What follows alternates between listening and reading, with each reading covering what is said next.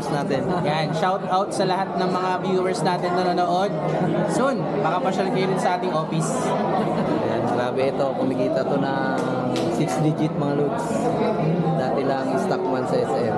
Diba? Yes. So dating mahirap ngayon. Grabe na kinakita. Ngayon mayaman ang mga lods.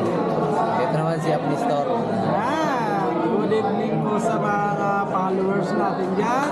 Yan, yung mga followers ko sa TikTok. Yan, panoorin nyo kami dito.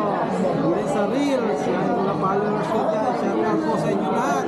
Good evening. Ingat-ingat po kayo. Kita-kits tayo. Kasi ang ganda ng papupuntahan natin dito.